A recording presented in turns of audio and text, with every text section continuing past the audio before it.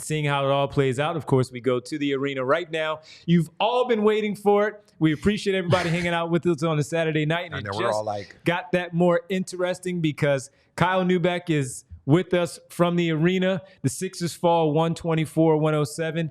But we're not starting off asking about the game, Kyle, because you guys want to talk about Jared McCain, or Jared McCain how do you was want our to go player about of the game, that? Kyle. He was the player of the game for that. But with it, also, we get the report of a potential altercation between Joel Embiid and a reporter.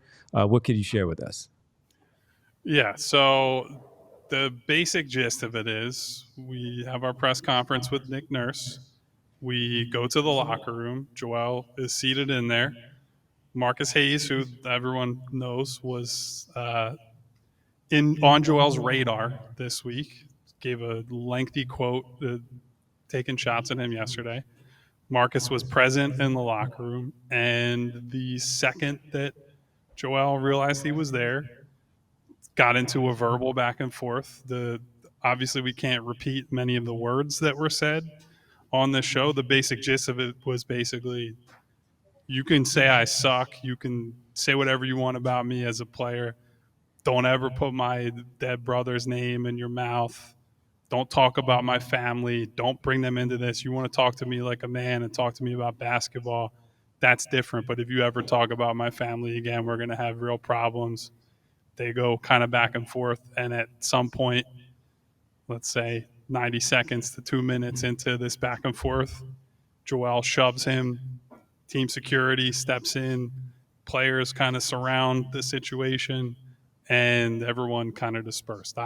During all this, am standing directly behind Joel because we were supposed to be talking to Tyrese Maxey post-game, and Tyrese was just kind of sitting there like, what the hell do I do kind of thing. And I think it's been a what the hell do I do for every single other person in the immediate orbit immediately after. So that's kind of just what it is, but a lot of animosity there.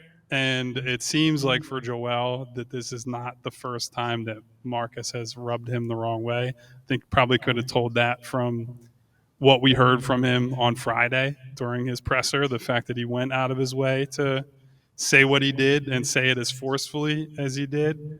But as far as I know now, everyone has kind of dispersed, and no more fireworks tonight that I'm aware of. So that's as best as I can summarize it. That's what happened. So it sounds like that whole I don't want to call it altercation. That whole thing played out in like the span of like, how long were they arguing? How long was the back and forth?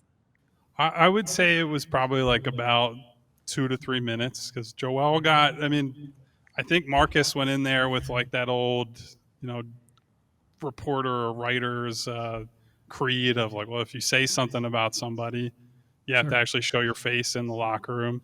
He did at one point offer an apology that Joel just simply did not accept, right? And again, I think it comes down to, in his view, from what I can tell, this is not, it has gone beyond basketball, right? When you invoke Arthur's name, who both Arthurs, Arthur that inspired his son's name and his son, when you invoke that name, that's crossing a bright red line for Joel, and he made that abundantly clear.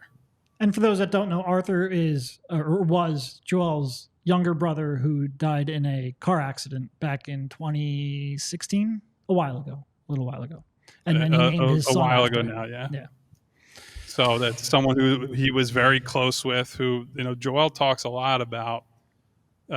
He regrets that he was not home when Arthur passed away, because he passed back in Cameroon and Joel was here, chasing his dream, trying to become a basketball player, blah, blah, blah, blah, blah.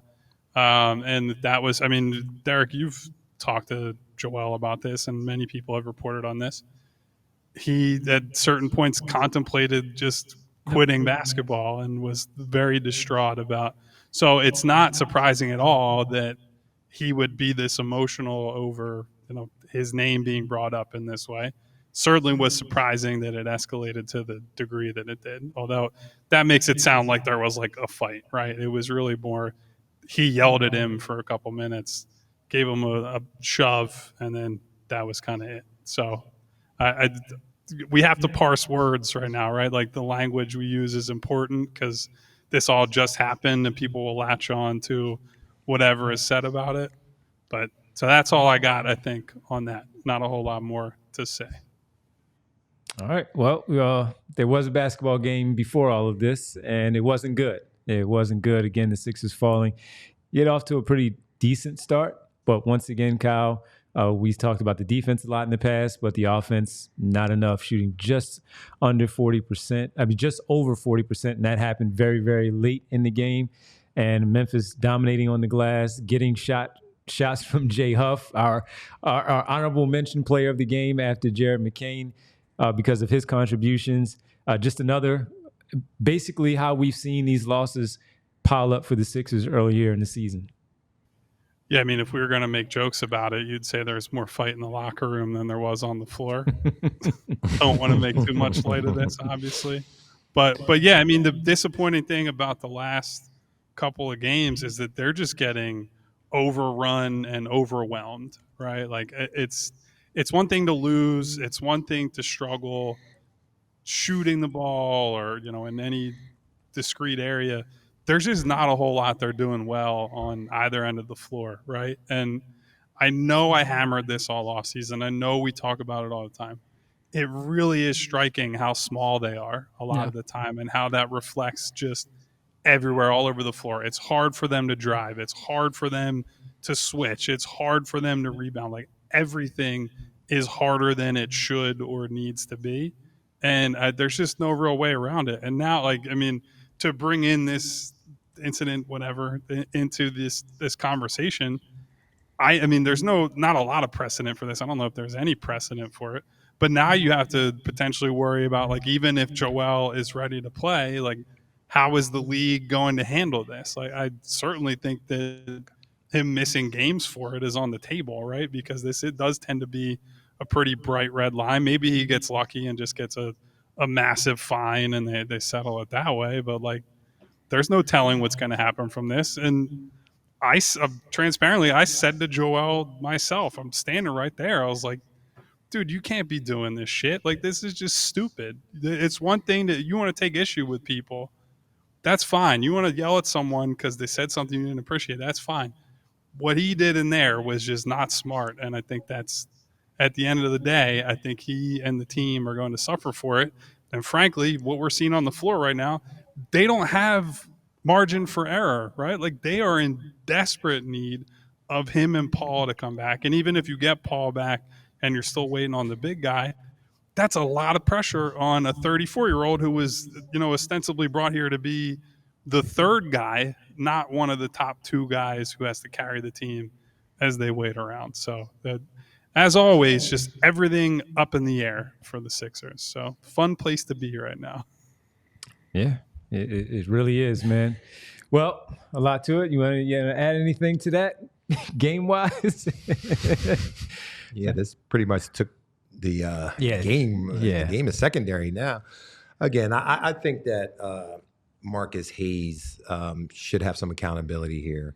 Oh, no, I fully back Joel being angry at him, upset him. I think using his brother was out of bounds. I generally don't, like I said, don't appreciate the way Marcus approaches covering sports, but you cannot lay hands on a reporter. Joel just has to stop. If it was just Joel yelled at him, okay, that's why you show up the next day to give them a chance to have that face-to-face interaction. It can't resort to physical. You have to stop short of that. Yep, have to. Well, Kyle, you just ignore a guy like that.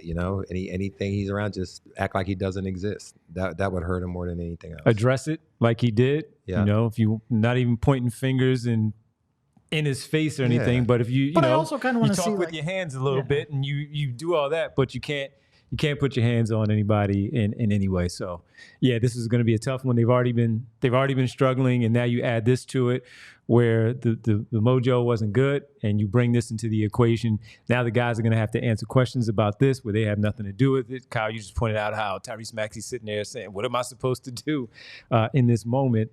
It's tough.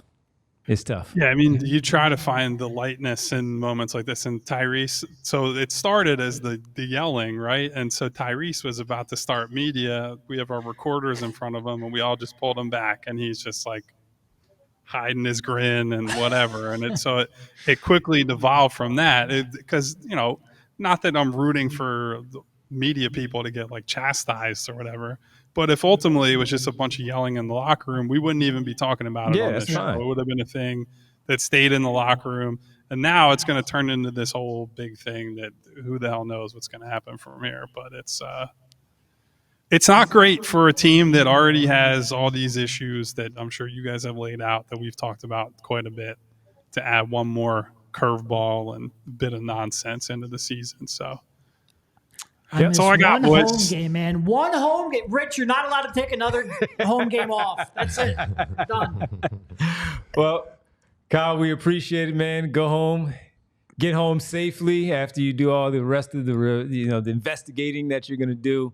And we'll talk to you next week. Everybody will talk to Kyle, of course, for our pre- and post-game for next week's West Coast trip. Kyle, get home safe. Thanks, man.